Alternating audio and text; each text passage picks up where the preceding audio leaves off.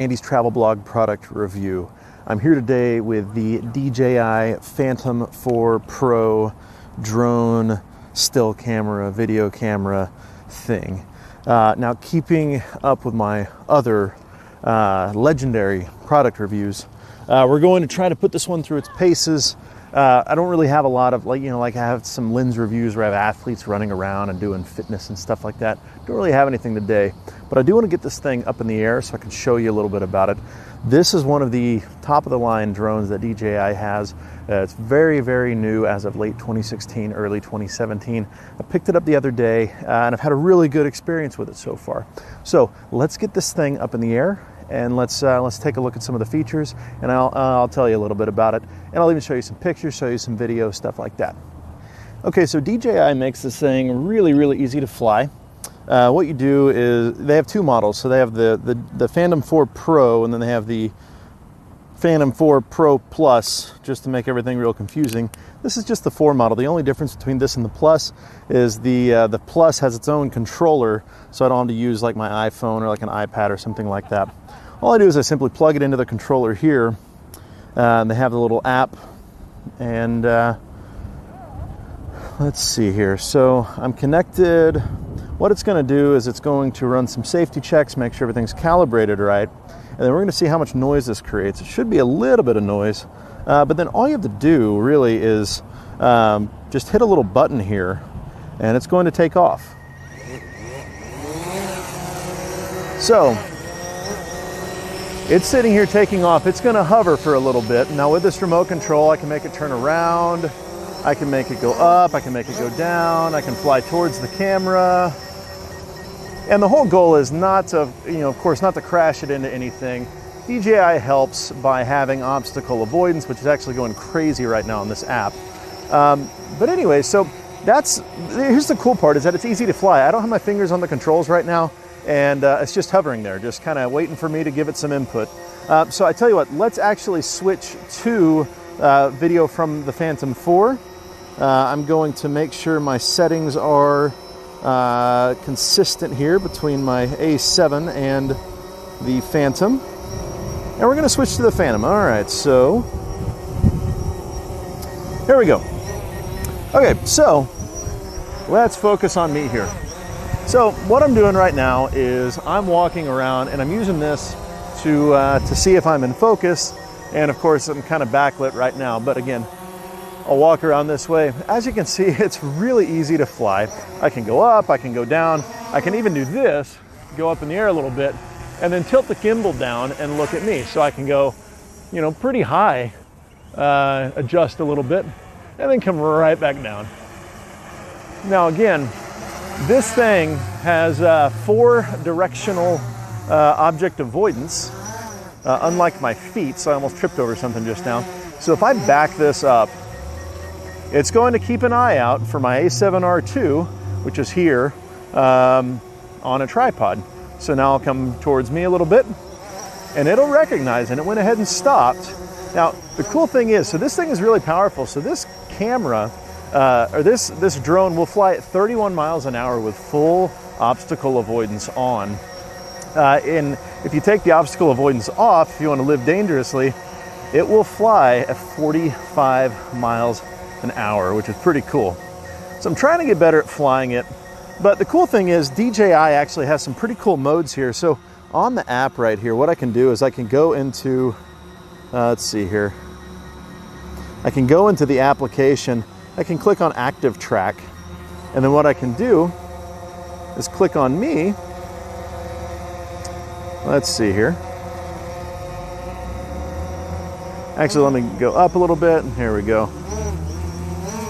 So now I'm going to click on me, and now it's going to track me. So I don't have my hand off the controller, but as you can see, the camera is following me around. So this works great if I'm just kind of hanging out here.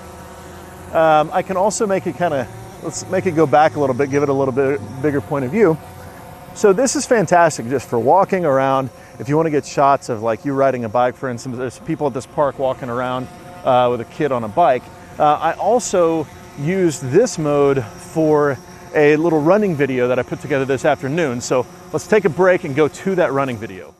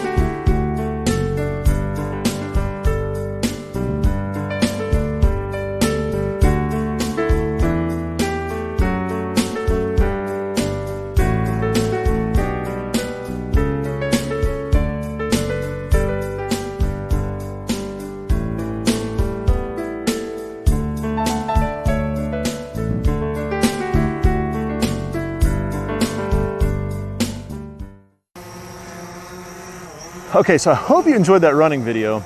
And now let's talk about image quality. So the reason, you're seeing a lot of, I do love playing with this thing. It's really easy to fly and it's really stable too. But the reason that I like the Phantom 4 Pro and the reason that I went with the Pro over the DJI Mavic, which is the other kind of big drone that's out there right now, the really popular one. Now, the Mavic is a lot more portable than the Phantom 4 Pro. The Phantom 4 Pro is a little bigger, but it's still pretty portable. But the reason I went with the Phantom 4 Pro over the Mavic is the camera. So the camera on the Phantom 4 Pro is simply fantastic. It's a 20 megapixel camera, and you have full automatic, you have full controls, full manual controls rather. So 20 megapixel camera. Let's take a picture real quick. Here, let's focus first before we do that. So we got a picture, and the raw files are fantastic. Sorry, I just love kind of walking around and just, it'll follow me with very minimal effort from myself. But I do love the camera on it. The camera quality is great. The pictures are sharp, and that's whether I'm taking a picture from right here, or if I go all the way up here, it's just as easy to take a picture, and you can actually take it directly from the camera right here. So that's a pretty cool thing right there. So let's go ahead and take a picture. Okay, so now let's come back down. Now how long did it take me to learn how to fly this thing? Well, it's pretty easy to fly, and they have a great amount of tutorials. There's a lot of resources on the internet to fly it, so it's pretty darn easy to fly. That doesn't mean it's without its perils. I've already crashed it into a wall a couple times and broke the UV filter on the front of the drone. But that's fine. It's hovering right now, even when it's windy. It's stabilized. The footage is fantastic, as I hope you'll agree. But yeah, so I've had the drone for a couple days now, and I'm getting better at it. I'm not perfect at it yet, but I've taken it around Dallas a little bit. I have grabbed a few shots that I'm pretty proud of. And yeah, so I'm going to share a couple of those shots with you right now. And then there's this one. And yeah, so I'm going to put these pictures up at andystravelblog.com if you want to take a look at them. And yeah, so my overall first impressions, this is the first drone that I've owned that has a camera on it. I could not be happier. Again, I'm excited about what this camera will give me. Shoots 4K at 60 frames per second, which is fantastic. And it gives me a lot of creative possibilities. So I'm looking forward to taking it on the road, looking forward to providing you more content. So if you like this video and you want to see more product reviews, or you want to see what I end up doing with this on the road in like Hong Kong or Singapore or wherever, go ahead and hit the subscribe button below and leave me comments below, any questions or anything like that. Until then, this is Andy from Andy's Travel Blog. Take care.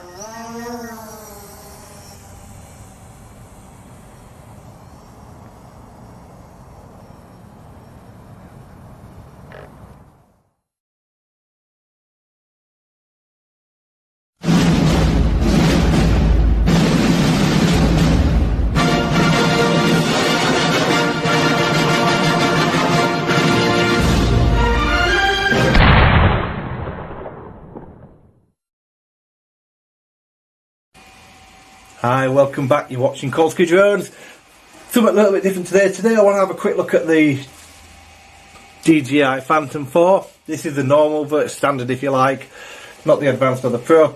And what I wanted to do was just take a look at it and see if it's still worth it in 2019. The reason for doing this, you can pick this up now for anywhere between $450 and $550 on eBay. And for £450, £550, this really is worth it for the money.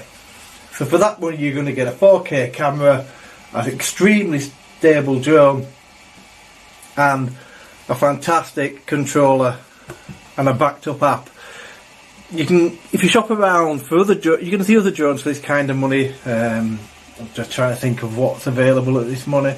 The Spark is going to cost you that if you buy a Spark new. It doesn't. This is a bigger drone. The Unique Mantis Q is £450 with an appallingly bad camera and gimbal on it. So for the money, this is still great and still worth it. Alright, there's stuff advanced past it now, and folding drones are all the rage, but if you don't want a folding drone and you want a really good drone to use as the camera, for a camera drone, this is the thing. It flies quick if you put it in sport mode, it's extremely wind resistant, it shoots fantastic video. You'll see at the end of the video I'm going to post a video that I've recorded on this recently, and it really is a fantastic drone for the money. If you've not seen one before, I'll go over it quickly. It runs on the DJI Go 4 app, so let's have a quick look on it. So this is the app, as you can see. That's your image. On your control you can move your gimbal up and down with the back wheel here. Here you can adjust on this wheel here, you adjust your settings. You've got on and off, return to home, your flight mode switch, record, pause, and then programmable buttons on the back. So this version here allows you to plug in DJI goggles because it's got the HDMI out. Some of these don't, some do. You can buy this unit separately if that's what you wanted to do anyway. It is available separately. And on the drone itself you have that really nice 4K camera and really nice gimbal. If you have a look at that, it really is a nice piece of kit. You've probably seen these loads of times before. I just wanted to go over it with you just in case you haven't. So SD card goes in there. You can connect it up to a USB there. You've got anti-collision sensors on the front, so it will stop in the air, and obviously the battery in the back with the power meter on. This battery will charge and discharge itself to 50% to leave it in storage mode. If you're not using it for a while, you can adjust the time length of that, and then underneath you've got optical flow and ultrasonic sensors. So for the money, at that money, it's fantastic. I mean, these things were like £1,200 when they came out. You now can pick it up for $500 or under, which is a remarkable deal. The controller itself is fantastic range-wise. It feels excellent in your hands. The gimbals feel absolutely superb on it. It's a really, really nice controller. So for the money, this controller is outstanding. And like I say, at £1,000 when it came out, or I think it's $1,200, I'm not sure, it was over $1,000 anyway, it was still a great drone. Now, at the price it is today, it's an absolute bargain. It's not a review of the drone. What I'm saying to you is, if you can pick one of these up for the money and you want a drone, it's first time getting into it, and even as a starter drone, this thing's unbeatable. It's so easy to fly. So, I'm going to leave you with some footage, so you can see it flying. The footage you're going to see is in, I think I've got 2.7 and 4K. I'll put both up so you can see what it's like in both, but it really is a fantastic drone. So thanks very much for watching. Have a fantastic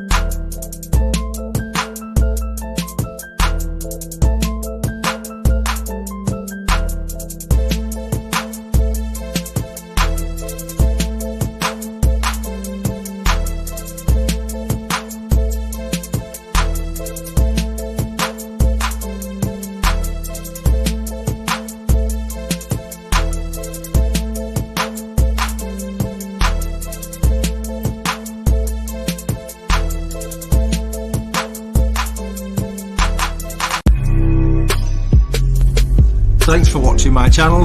If you like the video, please subscribe and hit the like button, and also hit that notification bell. There's plenty more good stuff coming up.